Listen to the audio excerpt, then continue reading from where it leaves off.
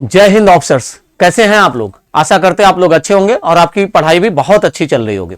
Officers, आपने देखा कि पॉलिटी की सीरीज चल रही है जिसमें आपको अलग अलग टॉपिकों पे क्लास कराई गई है। आप लोग प्रीवियस क्लास जाके प्लेलिस्ट में चेक कर सकते हैं। आज हम बात करेंगे नागरिकता की। जैसा कि इमेज में आपको साफ दिख रहा है, इससे आप पता कर सकते हैं कि नागरिकता आज आपको पढ़ाई जाएगी। ठीक है, तो बिना लेट किए हुए चलते अपने टॉपिक पे ऑफिसर, और बात कर लेते हैं नागरिकता का अर्थ क्या होता है। ठीक है, मीनिंग ऑफ सिटीजनशिप क्या होता है। अच्छा, इसको टॉपिक की शुरुआत से पहले कुछ बेसिक से क्वेश्चन है जो हम आपसे पूछेंगे और कुछ चीजें आपको बताना चाहेंगे। बात करें ऑफिसर कि नागरिकता जरूरत क्यों है, या फिर नागरिकता किस व्यक्ति को दी जाती है, नागरिकता है क्या, तो इन सारी चीजों को तो आपको जिक्र किया ही जाएगा। लेकिन मोटे तौर पे आप बताइए एक नागरिक होता कौन है। तो आप बोलेंगे सर किसी विशेष एरिया में या किसी विशेष क्षेत्र में। अभी हम किसी राज्य किसी राष्ट्र की बात नहीं कर रहे, हम बात करेंगे किसी विशेष एरिया किसी विशेष जगहों पे, एज लाइक जैसा कि ठीक है, आप देखिए जैसा कि मैं मान लूं ये कोई एरिया है। ठीक है, तो पूरी बाउंड्रीज है इसकी, और यहां पे मैंने पर्सन 1 को कोई एक व्यक्ति है ये, और यहां पे कोई अदर व्यक्ति है पर्सन 2। ठीक है, तो कोई एक व्यक्ति है, तो आप बोलोगे इस वाले का नागरिक कौन होगा या इसका सिटीजन कौन होगा। आप बोलोगे सर जो एक स्पेसिफिक एरिया में रह रहा हो वही ना, तो सीधा सा मतलब किसी एक स्पेसिफिक एरिया में रह रहा होगा वो। ठीक है, वो क्या होगा, नागरिक होगा। और बात कर ले सेकंड वाला क्या नागरिक होगा। मान लो इसका नाम राम है, क्या है, राम है। ठीक है, तो राम क्या होगा, राम उसका नागरिक होगा, राम उसका क्या होगा, नागरिक होगा। लेकिन ये जो लड़का जिसको हमने सेकंड रखा है, क्या ये पर्सन नागरिक हुआ। तो आप बोलोगे उस गोले के अंदर जिस भी एरिया है उस एरिया का वो नागरिक नहीं होगा। क्यों, क्योंकि उसके अंदर नहीं रह रहा। तो ठीक है, अगर राम वहां रह रहा है, राम उसका नागरिक हुआ। जब आप किसी स्पेसिफिक एरिया में रहते हो, किसी स्पेसिफिक क्षेत्रफल में रहते हो, वो क्षेत्रफल बाउंड्रीज वाइज गिरा हुआ, तो आप उसके नागरिक तो है ही। मतलब मान लो ये बोर्ड ही या फिर ये गोला ही पूरा एक देश है। मान लो इसका नाम है कुछ भी नाम ले लो आप, जो भी नाम रखना चाहे आप, इसका नाम रख लीजिए सुरेश रख लीजिए, या सुरेश प्रांत। सुरेश प्रांत आपका इसका नाम दे दिया, तो एरिया का नाम क्या हो गया, सुरेश प्रांत। हमने एसपी लिख दिया शॉर्ट फॉर्म में, आप जानिए सुरेश प्रांत इसका नाम आपने दे दिया ऐसे रैंडम। ठीक है, अब सुरेश प्रांत में रह कौन रहा, राम रह रहा है, तो राम उसका सुरेश प्रांत का क्या हुआ, नागरिक हो गया। अब सुरेश प्रांत का राम नागरिक अगर हुआ है, तो राम की जिम्मेदारियां भी तो कुछ बन रही होंगी भाई, उसके कुछ कर्तव्य भी तो हैं। अगर आप किसी के नागरिक बनते हैं, किसी के सदस्य बनते हैं, तो आपके कुछ कर्तव्य होते हैं, कुछ आपके अपने अंदर से ही स्वतः जो आपको कर्तव्य मिलते हैं वो कर्तव्य होते हैं, जरूरी होते हैं आपको उस चीज को फॉलो करना। ऐसा तो है नहीं कि आप जिसके नागरिक हैं जहां पे रह रहे हैं उसके खिलाफ कुछ काम करेंगे ना, तो ये चीज होती है ऑफिसर। तो इसके कुछ कर्तव्य होते हैं जिसे आप ड्यूटी कहते हो, और साथ ही में अगर जब आप इसके नागरिक होते तो आपको कुछ एक्सेस मिलता है, कुछ अधिकार भी मिलता है ना। तो अगर राम यहाँ का है तो राम चाहे जब अंदर भाई एंट्री कर सकता है, चाहे जब आ जा सकता है, यहां कहीं पे भी किसी एरिया में अपना घर बना सकता है, रह सकता है। मतलब कुछ बेसिक से तो इसको क्या होंगे, अधिकार दिया गया होगा राम को, किसमें, एसपी में या सुरेश प्रांत में। सुरेश प्रांत हमने शुरू में बताया कि एरिया है जो गोले के अंदर है ना, तो सुरेश प्रांत में इसको कुछ अधिकार दिया गया। लेकिन वही पर्सन 2 को जरूरी नहीं है कि जो अधिकार राम को दिया गया हो सुरेश प्रांत में, वो अधिकार पर्सन सेकंड को भी दिया गया हो। क्योंकि हो सकता है भाई पर्सन सेकंड को कुछ बेसिक सी चीजें दिया गया हो कि आप दूसरे जगह के आपको कुछ बेसिक सी चीजें दी जा रही, लेकिन जो राम को दिया गया होगा वो जरूरी नहीं इनको दिया गया हो। तो आप इतना समझिए, जब आप किसी स्पेसिफिक एरिया से होते हैं तो आपको कुछ उसके साथ अधिकार मिलते हैं, और साथ ही में उसके साथ अधिकारों के साथ साथ आपके पास क्या आ जाता है, आपको कुछ कर्तव्य आ जाते हैं। ठीक है, तो एक नागरिक होना ही बड़ी बात नहीं, नागरिकता के साथ आपको अधिकार और कर्तव्य मिलेंगे। और जब आप उस किसी एक स्पेसिफिक एरिया से बिलोंग करते हैं, उस स्पेसिफिक एरिया के बाउंड्रीज में आते हैं, तो आप उसके नागरिक होते हैं, और साथ में नागरिक तो होते ही हैं, और आपके पास क्या होता है, आप और राज्य या फिर जिस स्पेसिफिक एरिया से आ रहे हैं उनका कुछ अंतर संबंध होता है। ठीक है, ये भी डिसाइड करता है कि आप नागरिक हैं या नहीं है। तो अब बात कर लेते हैं नागरिकता का रियल मीनिंग क्या होगा। नागरिकता व्यक्ति या राज्य के बीच का एक कानूनी संबंध है, याद रखिएगा। ठीक है, एकदम पॉइंट टू पॉइंट। अगला, नागरिकता व्यक्ति को राज्य का क्या पूर्ण सदस्य बनाता है। अगर आपके पास नागरिकता है तो आप राज्य के पूर्ण सदस्य हो गए।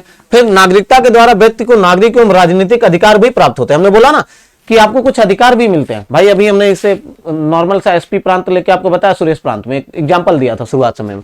अगला, नागरिकता व्यक्ति को राज्य के प्रति कर्तव्यों से क्या करती है, बाध्यती है। आपके कुछ कर्तव्य होते हैं, अगर आपके पास कुछ अधिकार है तो आपके कुछ कर्तव्य भी होंगे ऑफिसर। अब बात कर ले, नागरिकता के बिना व्यक्ति केवल एक क्या निवासी होता है और नागरिक नहीं। तो याद रखिएगा, नागरिकता के बिना आप क्या बन सकते हैं, केवल ये हो सकता है कि आप निवासी तो हैं लेकिन आप नागरिक नहीं होंगे। इसलिए जरूरी है कि आप नागरिक हो। ठीक है, अब चलते हैं ऑफिसर अगले पॉइंट पे। क्या है अगला, हम what is this, wait, okay, come to point. अब बात करें कि कॉन्स्टिट्यूशनल प्रोविजन क्या है। तो कॉन्स्टिट्यूशनल प्रोविजन की हम बात करेंगे। कॉन्स्टिट्यूशनल प्रोविजन की बात करें तो आप देखेंगे क्या है, भारतीय संविधान में नागरिकता से संबंधित प्रावधान कौन कौन से, ये इंपॉर्टेंट है। तो आप लोग ये सब देखिएगा, पूर्ण रूप से आपको हमेशा देखने को मिलेगा कि इनमें से आपके कुछ पॉइंट जो है वो आपको एकदम डिक्टो यहीं से ही कुछ पॉइंट आपको मिल जाएंगे आपके एग्जाम में। इसलिए तैयारी हमेशा जम के करनी है और मेहनत से करनी है। अब बात कर लें भारतीय संविधान में नागरिकता के संबंधित प्रावधान, तो कितने में है, संविधान के कौन से भाग में ये पूछा जाता है। तो भाग किसमें है, भाग 2 में है। ठीक है, अनुच्छेद कौन सा ऐसा अनुच्छेद है जो संबंधित है किससे, बात करें तो नागरिकता से। तो आपको याद रखनी है कि सर अनुच्छेद 5 से लेके 11 तक ना, यानी 5 से लेके 11 तक ये प्रावधान जो है संविधान का क्या है, प्रारंभ में क्या समय के नागरिकता से संबंधित है। बाद में जो बाद की नागरिकता की बात है वो निर्धारण किसके द्वारा किया जाता है, संसद के द्वारा। तो जो 5 से 11 है, यानी 5 से लेके 11 तक का जो है ये प्रावधान, ये संविधान के प्रारंभ के समय नागरिकता किससे संबंधित है, याद रखिएगा। लेकिन जो बाद की नागरिकता है उसका निर्धारण कौन करता है, संसद करता है, संसद के द्वारा किया जाता है। ये चीजें याद रखिएगा। पूछेगा संविधान के कौन से भाग में है, भाग 2 में यानी पार्ट 2 में अनुच्छेद कौन सा है, 5 से 11 से संबंधित है। अब चलते हैं नेक्स्ट टॉपिक पे, बात कर लें संविधान के प्रारंभ पर नागरिकता। ठीक है, और जो चीजें आपके यहां लिखा हुआ है वो देख लेते हैं कि अनुच्छेद 5 से 11 में क्या क्या चीजें मेंशन है। तो अब बात कर ले, हमने बताया कि अनुच्छेद 5 से 11 तक का है। तो अनुच्छेद 5 में क्या मेंशन है, संविधान के प्रारंभ पर क्या भारत के अधिवासी रखने वाले को जो भी सुविधाएं दी गई, उनको जो मान लिया गया नागरिकता के रूप में, यानी उनको नागरिक मान लिया गया है, उनको नागरिकता प्रदान की गई, उनके बारे में मेंशन करता है अनुच्छेद 5। अनुच्छेद 6 आपको क्या बताता है, पाकिस्तान से भारत में आने वाले व्यक्तियों के बारे में ना, यानी भारत को प्रवर्जन की बात करता है ना। और अनुच्छेद 7 आपको क्या बताता है, भारत से पाकिस्तान को जाने वाले व्यक्ति के बारे में बताएगा। ठीक है, अनुच्छेद 8 क्या बताएगा, विदेश में रहने वाले भारतीय मूल के व्यक्तियों के बारे में बात करेगा। अनुच्छेद 9 किसके बारे में बताएगा, यानी अनुच्छेद 9 किसके बारे में बात करता है, आर्टिकल 9 किसके बारे में, यदि कोई व्यक्ति विदेशी नागरिकता ग्रहण करता है तो स्वतः ही भारत की नागरिकता उसकी समाप्त हो जाएगी, ऐसा ये बताता है। ठीक है, अनुच्छेद 10 किसकी बात करेगा, नागरिकता की निरंतरता की बात करेगा। ठीक है, ये अनुच्छेद 10 आपसे बात करता है। अनुच्छेद 11 की बात कर ले तो संसद को नागरिकता संबंधी कानून बनाने की शक्तियां देता है, और ये कौन देता है, 11 देता है। बहुत इंपॉर्टेंट है ये। अनुच्छेद 11 अभी आगे हम बात करेंगे आपसे। तो अनुच्छेद 11 हमें क्या करता है, संसद को नागरिकता संबंधी कानून बनाने की शक्ति देता है। पूछा जाता पेपर में यहां से, ये सारे अगर आर्टिकल आपको याद है तो आप समझिए कि आपके पेपर में सेवर है कि यहां से आपको क्वेश्चन फंसने ही फंसने हैं। ठीक है, तो बस संसद को नागरिकता संबंधी अधिकार कौन देता है, अनुच्छेद 11।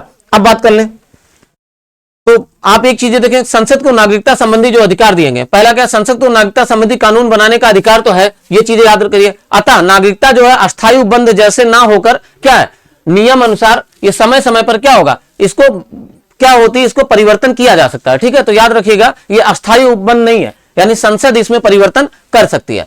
और आगे देखिए क्या है, 26 जनवरी 1950 को संविधान लागू होने के समय भारतीय नागरिकता से संबंधित जो बात है वो भी आपको यहां पे मेंशन किया गया है, जो कि ऑलरेडी हमने आपको बताया कि अनुच्छेद 5 से 11 तक आप देख लीजिए, उसमें आपको ऑलरेडी मिल रहे हैं ना अनुच्छेद 5। फिर इसके बाद बात करें अनुच्छेद 11, जो हमने बार बार इसको स्पेशल आपको फोकस करा है कि अनुच्छेद 11 क्या है। तो अनुच्छेद 11 में क्या, नागरिकता अधिनियम 1955 ना, संसद ने नागरिकता अधिनियम 1955 को लागू किया, और इसके तहत क्या किया, एक मिनट जूम ज्यादा हो गया फिर आप लोग को दिक्कत होगी, नहीं दिखेगा ना, ठीक है। तो ये चीज आप देख रहे हैं, संसद को नागरिकता अधिनियम 1955 लागू करके क्या किया, आवश्यकता अनुसार इसमें संशोधन भी किए गए। जो कि अब कितने संशोधन हुए वो आपको ऑलरेडी नीचे दिखाया गया। अब तक लगभग 6 संशोधन हो चुके हैं नागरिकता में। तो बस ये चीजें याद रखिए, संसद को कौन से आर्टिकल के तहत पावर दिया गया है कि वो क्या कर सके, इसको संशोधित कर सके। ठीक है, यहां तक का कोई इशू नहीं होगा। अच्छा, आप लोग को दिख रहा है, एक मिनट हम देख लेते हैं हटके साइड से, देखिए, ठीक है, ठीक है, आप लोग को विजुअल है। अब आगे चलते हैं। तो ये चीजें याद रखिएगा, अनुच्छेद 11 या आर्टिकल 11 कहां पे हेल्पफुल है हमारे लिए। अब चलते हैं नेक्स्ट इंफॉर्मेशन पे और बात करते हैं अगले टॉपिक की। ओके, ठीक है, अब देखते हैं अगला क्या है, कौन कौन से अभी तक संशोधन हुए हमारे यहां। ठीक है, तो आप देखिए, संसद ने नागरिकता अधिनियम 1955 को लागू किया और आवश्यकता अनुसार इसमें संशोधन भी किए गए, जो मुख्यतः निम्न प्रकार हैं। कौन कौन से हैं? पहला है नागरिकता संशोधन अधिनियम 1986, फिर दूसरा क्या है, नागरिकता संशोधन अधिनियम 1992, फिर अगला क्या, नागरिकता संशोधन अधिनियम 2003, फिर अगला क्या, नागरिकता संशोधन अधिनियम 2005, और अगला क्या, नागरिकता संशोधन अधिनियम 2015। और अभी लेटेस्ट में आपने एक नागरिकता संशोधन अधिनियम और देखा है, ठीक है, 2019 वाला। ठीक है, तो आप इस प्रकार 3, 2, 5 ये और एक और नागरिकता संशोधन अधिनियम है जो कि आपको 2019 में देखने को मिला है, तो उसे भी आप मेंशन कर लीजिएगा। उम्मीद है आपके पूरे पॉइंट क्लियर होंगे कि संसद ने नागरिकता अधिनियम 1955 में कहां कहां संशोधन किया है। यहां तक कोई इशू नहीं होगी आपको। बस बच्चों, इन सब चीजों को याद रखिएगा, पेपर में आपको क्वेश्चन मिलने एकदम तय हैं।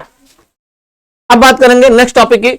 अब नागरिकता जब मिलती है तो ऐसा नहीं कि मैंने आपको बोला था ना शुरुआत में, बहुत छोटे से टॉपिक में हमने बढ़ाया एसपी ना, तो हमने सुरेश प्रांत आपको ऐसे एक इमेजिनरी राज्य मान लिया था, इमेजिनरी देश मान लिया था, काल्पनिक राज्य मान लिया था, और उसमें हमने आपको बताया था कि पर्सन ए जो उस क्षेत्र में रह रहा उसे कुछ अधिकार मिले, लेकिन पर्सन सेकंड को हो सकता है कुछ अधिकार जो राम को मिले थे वो उसे भी मिल रहे थे, लेकिन जरूरी नहीं कि राम को जितना ज्यादा एक्सेस मिला उतना भी सेकंड पर्सन को मिला हो। यानी जो वहां का नागरिक है, जितना अधिकार उस नागरिक को दिया गया उतना दूसरे वाले को दिया गया हो, ऐसा जरूरी नहीं है। कुछ अधिकार हो सकता है वहां के पर्सनल नागरिक जो राम था सुरेश प्रांत में उसको भी दिया गया हो, और कुछ अधिकार पर्सन सेकंड को भी दिया गया हो। और दूसरी कंडीशन ये बनती है कि हो सकता है कि जो अधिकार वहां के जो रेजिडेंशियल एरिया में रह रहे हैं उनको कुछ स्पेशल अधिकार दिया हो और दूसरे वाले पर्सन को कुछ स्पेशल अधिकार नहीं दिया गया हो। यानी पहली कंडीशन या तो दोनों को सेम चीजें मिली हो, और या तो दूसरी कंडीशन ये हो सकती है किसी एक को जो स्पेसिफिक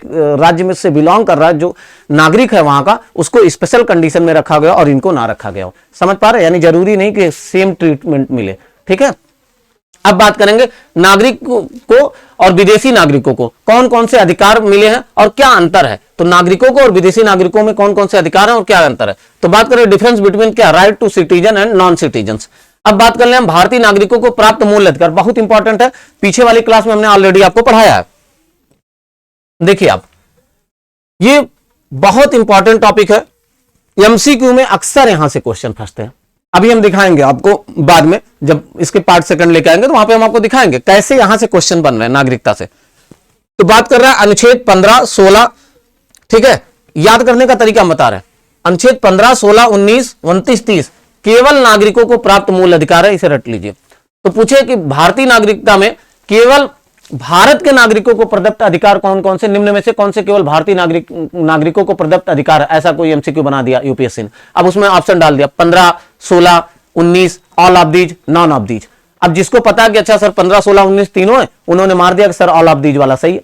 जिनको नहीं पता वो फंस गए, इसी में हमने डाल दिया 15, 16, 19, 14 ना। तो अब आप समझ रहे हो, आप फंस गए, क्योंकि अगर आपको नहीं पता था तो, और जिसको पता था उसने सही ऑप्शन टिक करके निकल गया। तो ये रट लो, एक फोन नंबर जैसा 15, 16, 19, 29 ना, 15, 15 के बाद 16, 16 में 3 और जोड़ लो 29 हो जाएगा ना। बवाल का 15, 16, 16 में 3 और जोड़ 19, 19 के बाद 29 कर लो, 19 और 29 एक जैसे ही लगते हैं, कोई मतलब नहीं, एक और जोड़ लो इसमें 29, 29 के बाद 30 आ ही जा रहा है। तो 15, 16, 16 में 3 जोड़ो 19, 19 के बाद 29, 29 के बाद अगला नंबर 3 है ही 30 ना, तो कोई मतलब नहीं, 29, 29 में प्लस 31। तो आप ऐसे याद कर लो। अब आपसे पूछा जाए 15, 16, 19 ना, और साथ में 29 और 30, तो ये आर्टिकल जो है ये केवल और केवल ये विशेष अधिकार जो है किसको दिए गए, भारतीय नागरिकों को, और किसी को नहीं। अब बात करेंगे 15 क्या कहता है, 16 क्या कहता है, 19 क्या कहता है और इसमें क्या मेंशन है। अब देखिए आप 15 क्या कह रहा है, तो आर्टिकल 15 कहता है धर्म, मूल वंश, जाति, लिंग या जन्म स्थान के आधार पर कोई भी भेदभाव नहीं होगा, यानी कंप्लीटली क्या निषेध है, रोका गया है, कोई भी आपके साथ भेदभाव नहीं करेगा। आर्टिकल 16 क्या कहेगा, तो कहता है लोक नियोजन में अवसर की समानता आपको प्रदान की जाती है। आर्टिकल 19 क्या कहेगा बच्चों, तो आर्टिकल 19 कहेगा वाक स्वतंत्रता आदि क्या विषय कुछ अधिकार आपको संरक्षित किए गए हैं, कुछ अधिकार आपको प्रदान किए जाते हैं, ठीक है, जिसमें आप कहीं पे भी आ जा सकते हैं ना, अपने रुचि के आप कोई भी ऑक्यूपेशन कर सकते हैं, जो भी आपको इंटरेस्ट हो ना, आप बस शस्त्र के साथ ना हो तो आप बैठ के कोई भी धरना प्रदर्शन कर सकते हैं। तो कई ऐसे सारे उसमें ऐसे 6 पॉइंट आपको मेंशन मिलेंगे, कई सारे पॉइंट है उसमें जो आप देखोगे आर्टिकल 19 में, जब आप जाके फंडामेंटल वाली क्लास देखोगे तो उसमें डिटेल पढ़ाया गया। अब बात करेंगे आर्टिकल 29 का। आर्टिकल 29 आपको क्या देता है बच्चों, तो आर्टिकल 29 अल्पसंख्यक वर्गों के हितों की संरक्षण की बात करता है। एक एक आर्टिकल ऐसे याद रखिएगा, जो उसके नीचे पॉइंट रखेगा यहीं से क्वेश्चन ऐसे बन जाएगा। आर्टिकल 30 की बात करें तो आर्टिकल 30 क्या कहेगा, आर्टिकल 30 कहता है शिक्षण संस्था की स्थापना व प्रशासन के संदर्भ में, वो भी किसके, अल्पसंख्यक वर्गों के अधिकारों के ना, तो याद रखिएगा क्या शिक्षण संस्थानों की स्थापना व प्रशासन के संदर्भ में अल्पसंख्यक वर्गों का अधिकार के बारे में यह बताता है कौन, आर्टिकल 30, याद रखिएगा। अब यहां से क्वेश्चन कैसे बन सकता है, मान लो ऐसे पूछ ले, निम्न में से कौन सा ऑप्शन आर्टिकल 16 के लिए संबंधित है, पहला दे दे लोक नियोजन के अवसर की समानता की बात करता है, ऑप्शन दूसरा दे दे अल्पसंख्यक वर्गों के हितों की संरक्षण की बात करता है, ऑप्शन तीसरा दे दे शैक्षणिक संस्थानों की स्थापना और प्रशासन के संदर्भ में अल्पसंख्यक वर्गों का अधिकार की बात करता है, ऑप्शन चौथा वाला दे दे ऑल ऑफ दीज दे दे ना। तो अब जिसको पता होगा कि सर अगर आप जो सही ऑप्शन है वो कौन से, तो आराम से करके जाएगा कि आर्टिकल 16 की अगर बात हो रही है लोक नियोजन के अवसर की समानता की बात कर रहा है ना। तो जब आपको ये सारे पॉइंट क्लियर होंगे तो आराम से आप कर पाएंगे, तो इसलिए सारे पॉइंट क्लियर करके रखने। और जिनको नहीं समझ में आए एक बार वीडियो फिर से आप प्ले करके देख सकते हैं। अब बात करते हैं बच्चों ये कि अभी तक आपने देखा, तो मैं पूछूं कि आपको केवल भारतीय नागरिकों को प्रदत्त मूल अधिकारों में से कौन से मूल अधिकार है, तो आप बोलोगे सर 15, 16, 19 हो गया ना, 19 और इसके बाद 29 ना। मैं ऐसे बोल रहा हूं, इसको याद करने का तरीका आप समझो, 29 और यहां पीछे नहीं एक ऐड करना, आगे एक ऐड करना है। हालांकि ऐसा होता नहीं मैथ की लैंग्वेज में, लेकिन आपको मान लेना है, ठीक है। और इसके पीछे यहां 0 ऐड कर लो, कोई मतलब नहीं। तो ये 9 का 9 कर लो और ये ऐसे कर लो 29। ये याद करने का एक तरीका है कि कैसे आपको पता 16 के बाद 19 आ रहा, 16 में तो 3 आपको जोड़ना, 19 के बाद 29 कैसे आएगा, और नहीं तो डायरेक्ट याद कर लो, इतना सब झमेला करना ही नहीं बच्चों, ठीक है। आप बस डायरेक्ट इतना याद कर लो आर्टिकल 15, क्योंकि बहुत बड़ा नहीं, इतने फोन नंबर आप लोग याद कर लेते हो। आर्टिकल 15, 16, 19, 29 और 30, यही जो राइट्स हैं ये केवल नागरिकों को प्रदत्त हैं, ठीक है, केवल नागरिकों को। और इसके बाद वाली जो हम आपको इसमें बताएंगे विदेशियों को प्रदत्त है और साथ में भारतीय नागरिकों को भी प्राप्त है ये अधिकार, ठीक है। तो ये याद रखिएगा। अब ऐसे कौन से जो विदेशियों को प्राप्त हो और साथ में भारतीय नागरिकों को, अनुच्छेद, अब देखो इसके भी ट्रिक है बहुत आसान से। 14 तो आपको करना है कंपलसरी, यहीं से याद कर लो। इसके बाद 20 ना, फिर 21 के बाद 21 से, इसके बाद 22 से लेके सीधे कहां 28 तक, क्योंकि 22 के बाद कहीं कटा नहीं, 22, 23, 24, 25, 26, 27, 28। तो आपको कुछ करना नहीं सर, आर्टिकल 14, आर्टिकल 20, आर्टिकल 21 ना, आर्टिकल 21 का ए और आर्टिकल 22 ना, फिर आर्टिकल 23, 24, 25, 26, 27, 28, कहीं पे कटा नहीं। ये ऐसे आर्टिकल है जो भारतीयों को प्राप्त है और साथ में विदेशियों को प्राप्त है। अब बात कर लें भाई कौन कौन से आर्टिकल में क्या जिक्र किया गया, तो भारतीय नागरिकों के साथ साथ विदेशी नागरिकों को प्रदत्त मूल अधिकारों में से एक है कौन, आर्टिकल 14, आर्टिकल 20, आर्टिकल 21, आर्टिकल 21 ए ना, आर्टिकल 22 ना, article 22, article 23, article 24, article 25, article 26, article 27, article 28। अब उसमें देखो आर्टिकल 14 क्या कहता है, विधि के समक्ष समानता की बात करता है, इसलिए सब याद रखिएगा। आर्टिकल 20 किसकी बात करता है, अपराधों के लिए दोष सिद्धि के संबंध में बात करता है। ऑलरेडी हमने पढ़ाया, जब आप फंडामेंटल राइट्स पढ़े हैं तो उसमें हमने आपको ये सब क्लियर कराया है, जिन्होंने नहीं देखा वो वीडियो जाके देख लीजिएगा। अनुच्छेद 21 की बात करें, प्राण एवं दैहिक स्वतंत्रता का अधिकार देता है, उसको भी डेप्थ में कराया गया है। इसके बाद बात करें आर्टिकल 21 का ए जो है वो क्या बताता है, तो 21 का ए बताता है शिक्षा का अधिकार देता है। कौन से बच्चों को देता है, 6 से 14 वर्ष की आयु तक के सभी बच्चों को निःशुल्क शिक्षा, अनिवार्य शिक्षा, ऐसा प्रावधान करता है, ठीक है। अब चलेंगे नेक्स्ट टॉपिक पे, बात कर ले अनुच्छेद 22 क्या बात करता है, तो अनुच्छेद 22 कुछ मामलों में गिरफ्तारी और निरोध के खिलाफ संरक्षण की बात करता है। इसी में अनुच्छेद 22 में ही आपके डिटेंशन की बात होती है कि आपको गिरफ्तारी कैसे किया जा रहा है। आपने हाउस अरेस्ट वगैरह नाम सुना होगा, सब के सब सारी चीजें इसी में आती हैं, ठीक है। किसी दिन हम आपको इसी के बारे में, आर्टिकल 22 के बारे में डिटेल बात करेंगे। हालांकि आपके फंडामेंटल राइट्स वाली क्लास में ये सब है, आप लोग जरूर एक बार देखिएगा। अब बात करें अनुच्छेद 23 क्या है। अनुच्छेद 23 में बलवत श्रम या मानव दुरुपयोग को निषेध किया गया। ऑलरेडी इस पे हमने क्लास कराया, यहां से क्वेश्चन भी एमसीक्यू बहुत उठते हैं, इसलिए इन सबको पढ़ के रखना। अनुच्छेद 24 की बात करें तो जोखिमपूर्ण कार्यों में क्या बाल श्रम आदि को निषेध किया गया ना, यानी बच्चों से आप काम नहीं ले सकते हैं। फिर अनुच्छेद 25 से 28 की जो बात करें, इसमें धर्म की स्वतंत्रता का अधिकार का प्रावधान है। तो आप ये सारी के सारे पॉइंट रहे जो आपको दिए गए हैं। तो अब आपसे पूछा जाए कि कौन कौन से ऐसे अधिकार, ऐसे फंडामेंटल राइट्स है जो विदेशी और भारतीय दोनों को प्राप्त है, तो आप बोलोगे सर आर्टिकल 14 हो गया ना, और आर्टिकल 20 हो गया, आर्टिकल 21 हो गया, आर्टिकल 21 का ए हो गया, फिर आर्टिकल 22 हो गया, आर्टिकल 23 हो गया, आर्टिकल 24 हो गया, आर्टिकल 25 ना, 26, 27 और 28।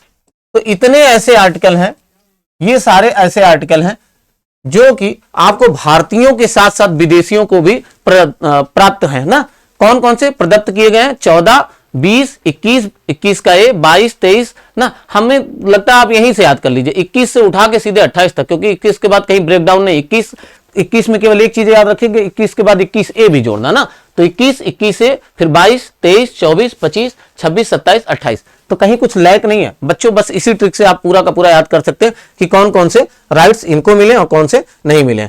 आप देखिए कहीं पे कोई ब्रेक है, 14 है, 20 है, 21 है, 21 का ये, 22 के बाद सीधे 23, 24, 25, 26, 27, 28। ठीक है, तो बस ऐसे याद कर लीजिए, कोई बड़ी बात नहीं है इसमें। अब आएंगे अगले टॉपिक पे। कानूनी दर्जा के आधार पर व्यक्तियों को विभिन्न वर्गों में बांटा गया। कौन कौन से हैं? तो कानूनी दर्जा के आधार पर भारत में रहने वाले व्यक्तियों को मुख्यतः 4 भागों में बांटा गया। कौन कौन से कानूनी आधार पर व्यक्तियों को विभिन्न वर्ग है? पहला नागरिक, ठीक है, पहला नागरिक। नागरिक कौन होगा? भारत का पूर्ण सदस्य होगा, ठीक है, राज्य तथा संविधान के प्रति पूर्ण निष्ठा रखने वाला होगा, यानी उसकी पूरी निष्ठा होगी उसके साथ, राज्य के साथ, ठीक है, और राज्य के संविधान के साथ।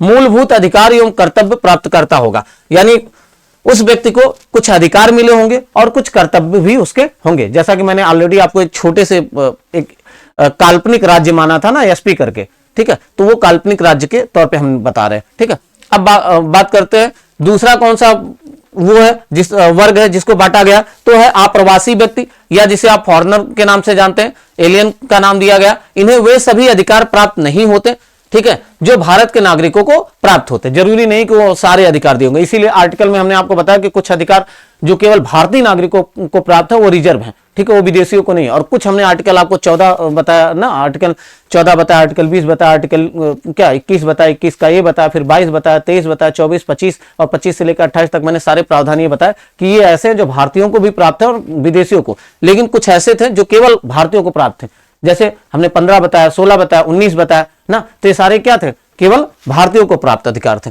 तो वही कह रहा है, आगे चलते हैं। इसके बाद आप देखिए अप्रवासी व्यक्तियों में क्या, इन्हें वे सभी अधिकार प्राप्त नहीं होंगे, ठीक है, जो भारतीय नागरिकों को प्राप्त होंगे। इन्हें अनुच्छेद 21 के तहत जीवन का अधिकार प्राप्त होगा, क्योंकि अनुच्छेद 21 देखो हमने उसमें मेंशन कर रखा है जो भारतीयों को भी प्राप्त है और विदेशियों को, ठीक है, आगे। लेकिन अनुच्छेद 19 के तहत वाक स्वतंत्रता का अधिकार इनको नहीं प्राप्त होगा। किनको? अप्रवासी व्यक्तियों का, या एलियन की हम बात कर रहे हैं, ठीक है। ये शत्रु या मित्र अप्रवासी हो सकते हैं, तो याद रखिएगा।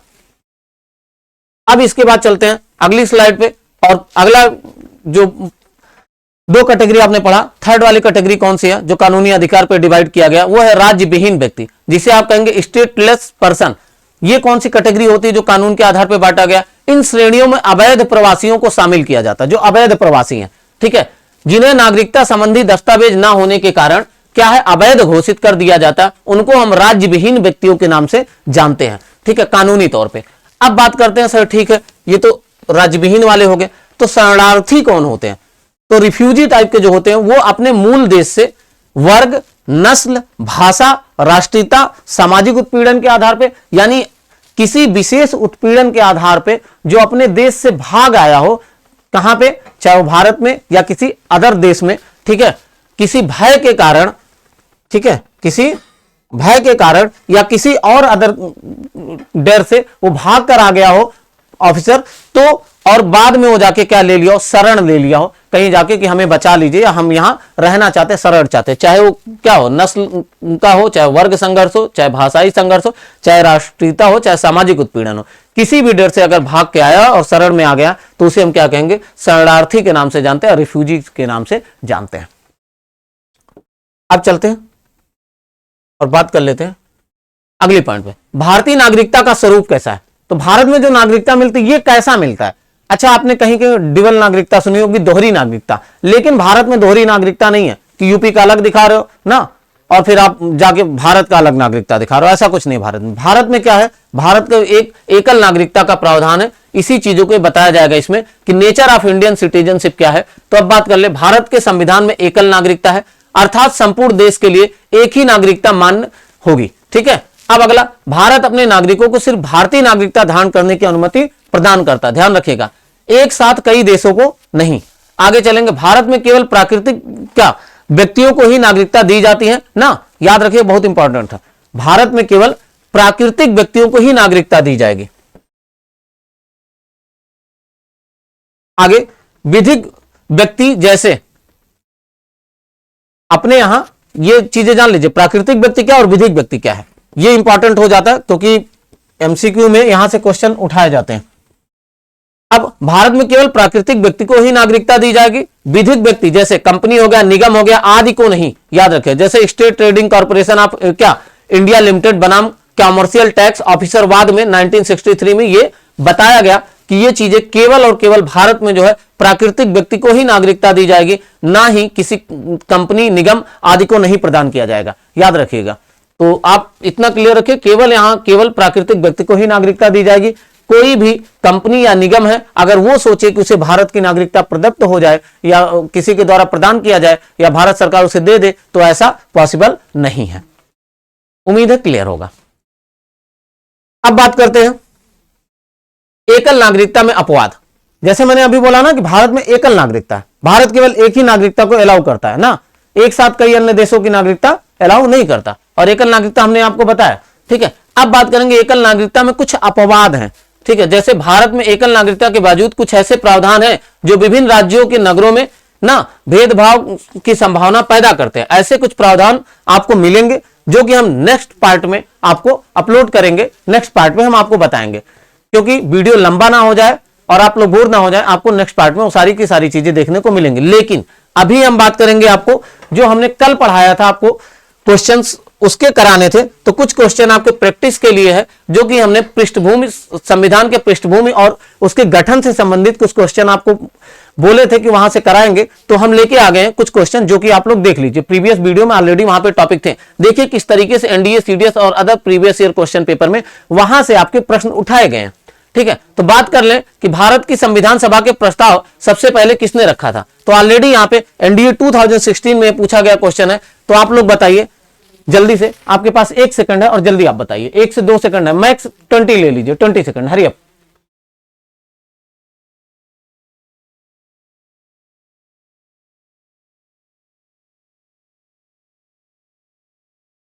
तो प्रस्तावना सबसे पहले किसने रखा था? B R Ambedkar, M N Rao, Jawaharlal Nehru, Mahatma Gandhi, किसने? गुड, जिसको पता होगा वो आंसर मारेगा। किसने रखा था?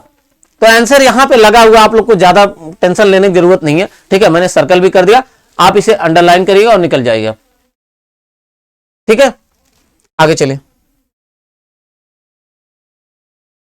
अब आते हैं भारतीय संविधान सभा के प्रस्तावना में किस शब्द को 42वें संविधान संशोधन में जोड़ा गया था। तो जब हमने प्रस्तावना पढ़ाया था उसमें ऑलरेडी हमने आपको बताया था। ठीक है, ये सन 2016 में पूछे गए, आप लोग इसको प्रैक्टिस कर लीजिएगा और साथ में इसके आंसर लगे मिलेंगे आपको। फिर अगला, संविधान सभा की प्रस्तावना किस उद्देश्य को दर्शाती है। ऑलरेडी ये सारे क्वेश्चन हमने कल भी आपको कराया था। ठीक है, नो डाउट इस चैप्टर में जब आप जाएंगे प्रियम्बल वाले टॉपिक में कि किस तरीके से भारत का संविधान की जो पृष्ठभूमियां, अगर उसने आपको उस चैप्टर में आप लोगों ने देखा है तो उसमें कोई भी ऐसा क्वेश्चन नहीं है जो आपको ऑलरेडी आज दिखाया जा रहा कोई बाहर जाए। और सारे के सारे आप देखिए सीडीएस सन 2018 में, सीडीएस सन 2016 में सब क्वेश्चन पूछे गए हैं। तो बच्चों, अगला, निम्न में से कौन सा शब्द संविधान की प्रस्तावना में नहीं है। तो ये सारे के सारे आप लोगों ने देखा था, कल भी मैंने इसको उसी दिन क्लास के अंत में कराया है। तो आप देखिए यहाँ पे ऑलरेडी सन 2019 में पूछा गया, सीएपीएफ सीडीएस में। ठीक है, फिर संविधान की प्रस्तावना के संबंध के भाग माना गया या नहीं माना गया, तो ये सारे पोर्शन ऑलरेडी आपको बताया कौन से उसमें माना गया था। केशवानंद बनाम भारत संघ हमने पढ़ाया था, 1960 बेरूबारी बनाम भारत वाला पढ़ाया था ना। तो आपको सारे पॉइंट यानी 2 पॉइंट हमने कराए थे। तो सीरियस बनाना है कि इसमें कौन से पॉइंट है, संविधान की प्रस्तावना संविधान के भाग में माना गया कि नहीं, यानी संविधान की प्रस्तावना को संविधान का भाग कौन से पोर्शन में, कौन से वाद में मान लिया गया था। तो आप ऑलरेडी देखिए सारे पॉइंट लिखे हुए हैं। तो आप जो भी पढ़ा होगा वो सीधे बोल देगा सर केशवानंद भारत वाला। ना, तो कोई मतलब नहीं, केशवानंद भारती किस में आप मार दीजिए। तो अगर आपने देखा CDS 20 में पूछा गया था। फिर संविधान की प्रस्तावना को किस देश के संविधान से प्रेरणा मिली, ऑलरेडी हमने बताया था US से संबंधित है। और बात करें कि प्रस्तावना की भाषा की, तो उस पर प्रभाव किसका, ऑस्ट्रेलिया संविधान का। तो ऑलरेडी आपको कोई दूर नहीं जाना, अगर आप लोग देखेंगे। फिर इसमें आ जाएंगे संविधान सभा के विचार किस वर्ष प्रस्तुत किया गया था, तो ये भी आपको ऑलरेडी आंसर इसलिए हमने लगा दिया ताकि आप आंसर भी देख पाए, और एग्जाम का ईयर भी है कि देखिए सन 2018 में CDS में पूछा गया था। नेक्स्ट क्वेश्चन आप फिर ऐसे उठा के देख लीजिए, किस योजना के अंतर्गत संविधान सभा का गठन हुआ था, तो आपको ऑलरेडी मिल जाएगा आंसर भी इसके साथ में। और CAPF सन 2017 में पूछा गया क्वेश्चन है। फिर संविधान सभा के सदस्यों को चुनाव कैसे हुआ, ये भी आपको ऑलरेडी इसमें है, और 2019 में पूछा गया है, जो कि NDA एग्जाम में। फिर अगला, ऐसे आपको स्लाइड में सारे के सारे क्वेश्चंस आपको देखने को मिलेंगे।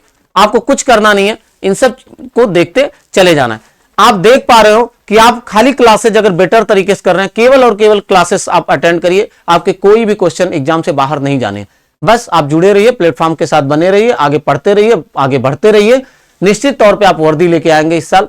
वीडियो ज्यादा लंबी नहीं करेंगे, आपको मिलते हैं पार्ट सेकंड सिटीजनशिप के साथ। पार्ट सेकंड आपको आएगा, आप पार्ट सेकंड में पार्टिसिपेट करिए और आगे बढ़ते रहिए। तब तक के लिए खुश रहिए, मस्त रहिए, आगे बढ़ते रहिए। जय हिंद, जय भारत।